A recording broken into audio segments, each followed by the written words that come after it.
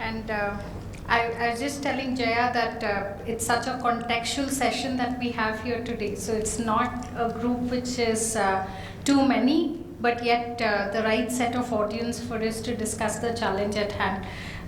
Thank you, in fact, for having me here for us to discuss this important topic. We've heard about very important topics around universal healthcare, future in healthcare, particularly in terms of women health as well as mental health when it comes to women in context.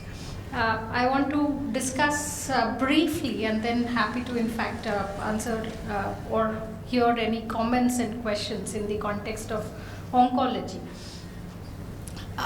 Primarily, we've discussed about cancer, and I am very sure that pretty much everyone here in this room would have had somebody in the family or friends having a brush of cancer that you would have in fact gone through. It is a very unfortunate situation today in the country that we've had number of incidences that we are now coming forward that we hear about cancer, and majority of these numbers are alarming. Our induction program, where our medical director Dr. Moni talks about how, let's say if we had 20 or 30 people coming to the induction program every month, he says 3 in 30 of you will have cancer once in your lifetime. That's pretty scary, because the numbers are almost like 1 in 4 will very soon have cancer. That's almost like what the diabetes numbers are today. So this particular challenge, you talked about it rightly, is completely underreported at this point in time. And then there are several women-related cancers where people don't even want to come out and talk about this as a very specific topic. So I'll come to that in a bit. And the mortality rates are very high because the number of incidences that we see are late stage. 9 out of 10 can survive. I don't know how many of you are aware, but 70% of the cancers in India are common forms of cancer. Oral, head and neck, breast, colorectal. These are cervical. These are cancers which can be completely, either some of them preventable, or some others, if you detect them early, people can indeed survive. And there is no need to in fact have that kind of mortality rate that we were looking at. And the affordability obviously increases. So why do we have to go through this journey, and why should the health systems and the expenditure of the country have to be so highly burdened? And insurance policies and universal healthcare is all about treatment, but not necessarily in terms of truly encouraging towards how we can prevent this as a particular challenge. And for us at Karkinos, our entire idea is how do we really shift left this focus. Primarily 70% of these are late stage, and very few of them are early stage. And you look at this entire iceberg on top, and essentially you will see that, I don't know how many of you have seen this, I'm sure pretty much all of you. The Tata Memorial Hospital here, you've got the back and the front side, and you've got people waiting for 3 to 4 months to be able to get appointments for radiation or surgery or chemotherapy, so on and so forth. And everyone's focusing on treating for later stage cancer detections, but so much less is being done to the rest of the story when it comes to how do we really improve diagnostics, how do we improve screening. Very interesting analogy given.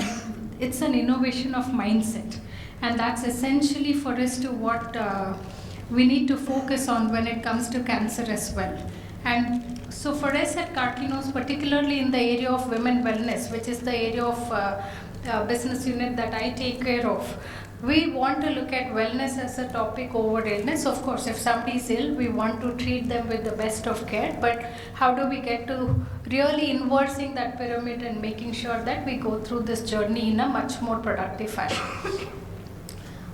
I want to give a narrative in terms of some of these live examples that we are seeing today. So we are in operations just about 1 year now, and about 2 years in the making. So the first year was more hypothesis testing, and the second year is when we've actually begun operations. And we've seen so many cases in our entire journey, and majority of them are in breast, some in, of course, other women forms of cancers, and 30% of them in head and neck and oral related diseases that we see. But many a times, I see these cases in majority of the locations. We've had a lady from Trichy who've been detected with a particular, sign and symptom, goes to a gynecologist, not knowing what else to do. But there is absolutely no local healthcare in Trichy which can essentially solve for this problem, and has to go to distant locations, whether it's a Salem or a, far off location, having to leave the family, nobody else to support it. We've had conversations about how men in the family are making the decisions about where to spend the money on, and whether to really spend the money on women's health and take her to a far off location to get treated. Diagnosed with late case cancer, cervical cancer is a big hush hush. I'll talk about it briefly. And then the treatment cost, of course, when it's late stage, is daunting. A lot of emphasis focused on chemotherapy, radiation, as well as related conversations on surgery, but one can go through multiple other morbidity issues, and one can, in fact, at least for 70% of the kinds of cancers, you can completely avoid the scenario. And our major idea is, how do we bring more access to healthcare at a primary health setting? How do we task shift this entire model that we never have to hear these stories again? We started our journey in Ernakulam, Idukki. I don't know how many of you are from South, but Kochi has many, many hospitals, but Idukki has none in terms of oncology care. And Idukki had zero facilities in terms of anyone being able to treat for cancer. And this is true with many, many other locations in the country, and solving for access is a very important matter. And so what we've done at Karkinos is to really bring a very important element in terms of platform as a context. Our idea is no one in this country should be deprived of care, oncology care, either due to lack of access or affordability. And I underline this because for us this is not about really just starting another solution, but it's a mission.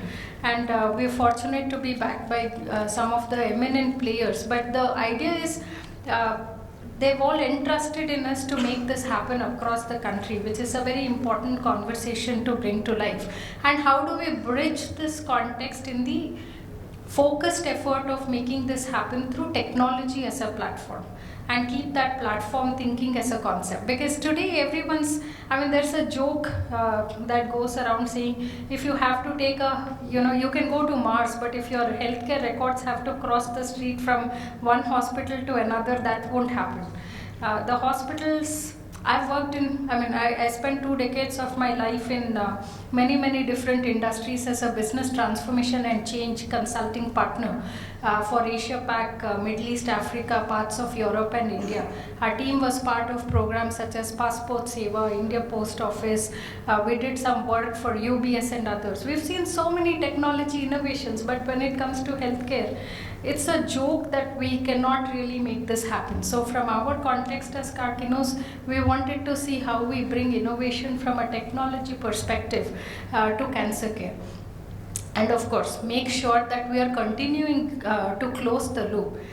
So I want to really talk about the importance of this subject, because there is a lot of innovation which is happening. So it's not like we can just completely rule out the fact that there isn't innovation happening in this space. However, there's a lot of fragmented innovation that is happening. Somebody's taking care of diagnostics, other hospitals are taking care of treatment. There is so much that is getting done in the context of, let's say, processes related to pathology. Teleradiology has taken off big way, and so on and so forth. Our idea is, how do we bring a single one-stop shop solution as a platform to be able to look at an end-to-end cancer continuum, starting from early detection to treatment, and then if there is any sort of palliative care support, and also doing this on a technology backbone. Early detection isn't something that is being looked at in this country. I don't know how many of you are aware, but the statistics say that even though cancer screening in the country is for free, 2% is the uptake for cancer. And that's laughable, because you're looking at common forms of cancers, and government is looking at doing this as part of the entire NHM program and NCDs. I don't think it is the fault of the government in being able to put this as an uptake, but really the mindset issue that do we as men and women want to go ahead and screen ourselves for cancer. In the annual health checkup programs, this isn't part of any screening. There may be some pap smear and here and there tests which do get picked up, but essentially not the best or the gold standard tests, first of all. And then this isn't something where there is a focus when it comes to universal healthcare. One topic that was discussed was about how do we really bring the coverage. Lot of emphasis on treatment coverage, but there isn't a policy today, whether it is the government policy or the policy with respect to even insurances where they cover for screening. It's not part of anything in terms of diagnostics. Unless otherwise you're tested positive for cancer, you're not going to get reimbursed for any of the earlier tests that you go ahead and get yourselves tested for. That's completely out of context in my view. That sort of limits us in terms of also going ahead. But of course there are other challenges of lack of ignorance, awareness, not enough understanding of the subject, or everyone thinking I'll only go to a hospital when I am unwell, but I will never go ahead and check myself to keeping myself well. So that's a big mindset shift in India that we need to bring together. So as Carcinos, primarily we've brought in portable devices, point of care techniques, interconnected systems that we are able to go ahead and screen people at scale in a community setting program, being able to build that capacity and capability of the public health workers to be able to drive such a transformation at scale, and doing that in a digital fashion. So we've tied up with St. Thomas Guy's Academy in the UK to build some of these training curriculum programs to make sure that this is imparted at the ground level. Our CEO says, take oncology away from oncologists. That's not happening. That's not happening within Carcinos either, unfortunately. Our own clinicians try to keep it quite tightrope, saying that none of you people from business understand what clinical means. But yet at the same time, how can we task shift to a great degree to the public health level to be able to get there? One other important topic is diagnostics. Now, everyone in the country, and this is our read, is doing some element of oncology diagnostics to the level of histopathology primarily, but there is very less number of people who are focusing on getting the diagnostics right to the level of precision. And precision, of course, is a misused word. To a great degree, everyone talks about precision medicine, personalized medicine, and all of that. Our idea is how do we make sure that we bring molecular diagnostics, take the genomics into construct, but yet make sure how we bring affordability to this segment. Why do people have to send something, or just one film star can afford to doing a genomics testing and send it to the US or any other location, but a common man cannot afford it when it comes to India as a context. So how can we get genomics in the context of PET CT rate perhaps in India, and how can we make that happen to the masses? And so we've set up some diagnostics lab in that context, and then treatment is a very important component in terms of being able to treat in a more local setting. So I'll talk a little bit about it in terms of how we are making it happen as part of the entire distributed cancer care model. And I don't know if anyone here has been part of the National Cancer Grid conferences or others. I've been part of a few where we've heard from the clinicians that 70% of the treatment that they have noticed which comes to them for second opinion is either not the right treatment protocol or has not followed the evidence-based care. That's scary for me, in fact, because how do we then trust that the treatment protocol that's offered is the right protocol, and making sure that that's the right model ahead? So from our perspective, as part of the technology roadmap, we are also building clinical decision support systems based on the national and the international guidelines together with our clinicians, and making sure we embed this as part of the technology. So it doesn't become a one person's decision, but a multidisciplinary tumor board, yet guided by a technology roadmap to make that happen. And of course, close the loop in terms of end-to-end care with respect to care management, nutrition, mental health. A lot of these are very important aspects when it comes to oncology care. And because we are doing this on a platform model, of course, this brings a great degree of insights to data, which is India context. And so far, I will talk about some of the impact numbers of screening that we've done, and that all happening on the oncology platform, which gives a good guided way forward for us to do some studies, research, put a lot of context to this from an India context. We are focusing a lot on tech, as I said. So we've paid a lot of focus in terms of being ABTM compliant and making sure that we are creating that national digital health mission related aspects into consideration, and taking care of some of the very core concepts for us in terms of tenets, that everything that we do needs to be digital, remote, cashless, presenceless, and paperless. This is much more harder than putting this on a piece of paper or a slide, because in India everyone still, of course, while because of COVID and others, there's a lot of uptake when it comes to Paytms of the world and Google Pays and everything else. Yet in the hospital, there is a lot of cash transaction and management. It's very hard for us to break that barrier in terms of cashless and paperless and everything else. So we've in fact had a good way of stratifying risks in terms of common forms of cancers and putting it all in the technology roadmap. There was an interesting conversation about mental health and the important problem of accessibility that we solve for. So majority of the people today may know that they have cancer but may not come forward to get themselves tested.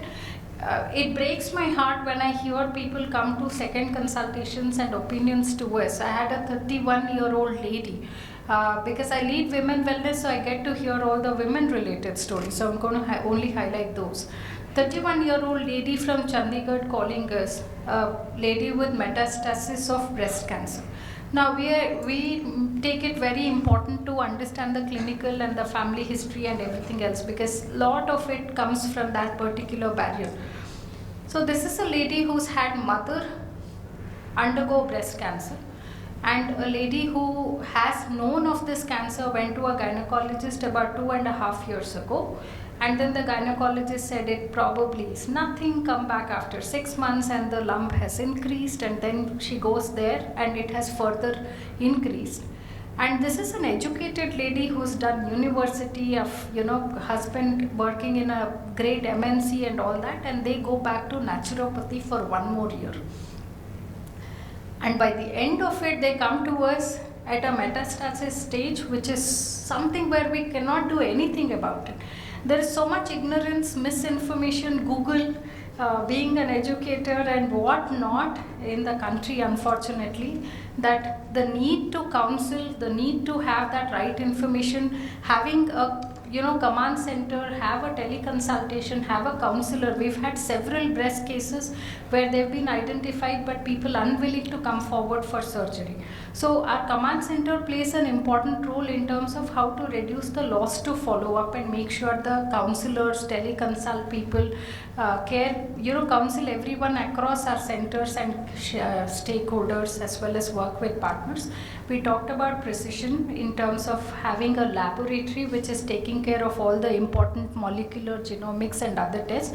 We put very specific emphasis on this. We are a very asset-light organization otherwise, but majority of you who know cancer well will understand that the gold standard for confirmation of cancer is only pathology. And if that goes wrong, we've had instances, not talking about the names of hospitals, but we've had instances where our own CEO's mother's pathology went to one of the reputed hospitals where they misdiagnosed it. And when it was sent for a second opinion, they had a different view coming out of it. So we then realized that if the pathology goes wrong, we're just providing for incorrect care, and that can't be the case. So which is one of the major reasons for us to go ahead and invest in pathology to that degree. Now coming to women, and I'm going to be brief in terms of what is it that we are doing when it comes to women. Women cancers are on the rise. Breast cancer is obviously number one. Unfortunately, cervical cancer is number two, when we all know that that can be completely preventable and that there is a complete solution to this particular care.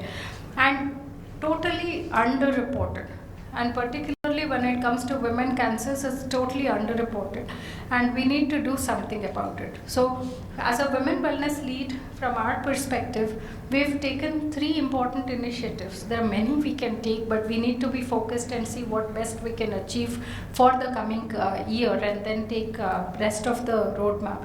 Cervical cancer elimination is one of the major important topics that we've initiated. I don't know how many of you have heard of any cervical cancer narrative in the country. Anyone in your family, friends, in the newspapers where you've heard about cervical cancer as a topic you would have heard, but have you heard of anyone come out and say, I've had cervical cancer? It is so much hush hush. I have not heard of any stories. There is breast cancer where people come out and talk about it. It's a bit of fancy today, but nobody comes out and talks about cervical cancer. In the rural India, it's even worse. The women are locked in the room and the people are not allowed to meet because the situations of late stage cervical cancer are very scary in terms of how the situation of the women gets worse. Fortunately, there is a silver lining that there is vaccination, and if you were to do a gold standard test, that this can be completely prevented. But there is very less work being done in this particular space. We are doing a lot of work in cervical cancer. Until the India vaccine comes, we have not focused yet in terms of the vaccine story, because the vaccine, either due to lack of supply and or pricing, which is super high, we are not able to take this to scale. But when the India vaccine comes, we know that we can put a roadmap ahead, and our director of prevention has been very thoroughly part of the vaccine story of India. But the testing and treatment is something that we can do something about already, and all of us can do something about it who are in this room. Our idea is every woman in the age group of 30 to 65 should take an HPV DNA test. Pap smear is not the best test, and that at least twice in a lifetime should take this test, and then if somebody is tested positive, should be treated. Now we get all sorts of questions if somebody is positive. We're doing a camp in one remote location in Tamil Nadu where we screened 500 women just 2 weeks ago for HPV DNA test, and we've got about 10% positive rate. And that's okay. I mean, we see numbers underreported, and we see different kinds of number in different locations. But every lady is scared. The kind of questions that come our way are just mind-boggling. The husband in the house asks whether this particular infection will be transmitted to him because the lady has the infection. There are people who have many other challenges or questions about whether this will actually impact their reproductive health and whether they can bear a child further, and can they talk about it, what will they tell their family. My mother-in-law doesn't want to hear about it. Am I going to still live in this house, or am I going to be chucked out? And we have to counsel everyone to make sure that we're taking them through the journey. But that's not sufficient. We need to treat them. Now today in the country, not everyone has the ability to treat pre-cancers. The good part is if you test early, the pre-cancerous condition of cervical, you can treat them in an OPD procedure of 10 to 15 minutes. I don't know how many of you are aware. Does not even need to go through the entire journey. Just 10 minutes is what it takes. So building that capacity, taking these interoperable systems connected on a digital platform to be able to provide this care in a rural setting, and that's how we are closing the loop. The second initiative that we are picking up is taking a community screening program at scale and on a mobile medical unit concept. There are so many MMUs in the country today, and that's a good thing because there is so much work that is happening in the space of taking medical related aspects to rural parts of India. But unfortunately, the supply is still so limited. I mean, we're doing a program in Jharkhand across 6 districts to screen women, 15,000 women, but we don't have a single mammogram to be able to see what to do with the next level of diagnosis. So our idea is to bring a mobile medical unit with an oncology perspective to be able to take this to the masses and go through this, particularly for women, get the privacy chambers right, screen and treat if possible in that single setting so they don't have to keep coming back again and again and again. And being able to do biopsy at scale if necessary. You don't have to go through a district hospital, but you do that in a mobile medical unit and do that all in an interconnected model on a platform. And lastly, looking to do a women cancer clinic. There's a lot of good discussion about context or gender specific related areas, and very few clinics today are very focused on women and women related diseases only. Yes, there are a few which are DMG specific, some in Chennai, some others in Pune, but they're very limited. And being able to provide an end-to-end care in terms of counseling, sexual well-being, women-related cancers, prosthetics, how do you have breast reconstructions, or any of these conversations, do them openly in a participatory model. We'd like to bring that on a patient navigation platform on Karkinos, and that's something that we are working towards. Finally, I mean, we've talked about everything in terms of how we want to future envisage the oncology clinic rather than take it in a traditional setting, and that's what we are looking to achieve with screening as a major area of momentum in terms of early detection and diagnostics in terms of advanced diagnostics, and make all of this available to women of the country so that this is being picked up. Fortunately for us, I have to say, in majority of our screening programs, men think they are well, and the more people who are coming forward for screening programs, 80% of them are women.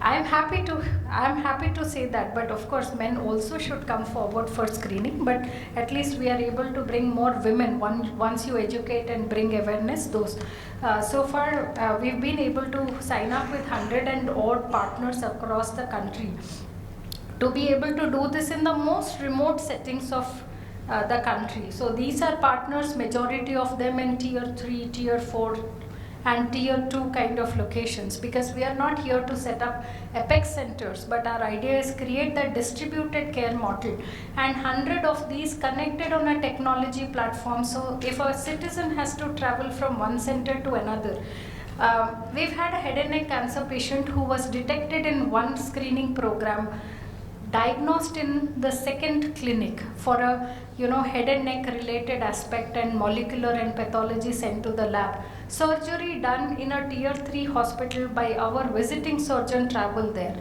and then follow-up care happened again back in their own closer home facility. But this isn't how the current setting of hospital works. And the setting of the hospital today is, if I have to do anything, I have to go to a hospital, make sure I wait and get everything done there. But our idea is, how do we bring community as a cancer center as a concept to life, and which is what we are attempting here. And we talked about the cervical cancer. This is the number of people so far in the last year we've been able to risk assess, about 2.5 to 3 lakh people so far. Surprisingly, I mean, there was one conversation where somebody said, we spoke to 100,000 people in terms of mental health based on an algorithm, and the majority of them had a high risk score, but they wouldn't come forward. We've had about 20 to 30% of people with high risk category, but the turnout of those people then coming forward for a clinical screening is where then the action has to lie, to be able to make sure we are able to convert and early detect them. And 2% of these, very happy to say that they were pre-cancer, we were able to diagnose and treat them, so they'll never have cancer, and 20,000 of them supported by command center. So thank you for in fact having us here. The reason why we wanted to put this forth to everyone was, there is so much more work that we collectively have to do. We don't believe as Karkinos we can alone solve this problem, and there is so much of concerted effort together that each one of us have to come, whether it is mental health in terms of counseling and bringing early detection to life, removing that stigma, or whether it is the technologies, human-centric design, or the aspects related to future roadmap when it comes to each of the aspects of teleradiology or pathology or any others. Teleconsultation, OPD settings in a digital context. There's so much work to be done, and we are here to do this in a participatory fashion and looking forward to working with each one of you. Thank you very much.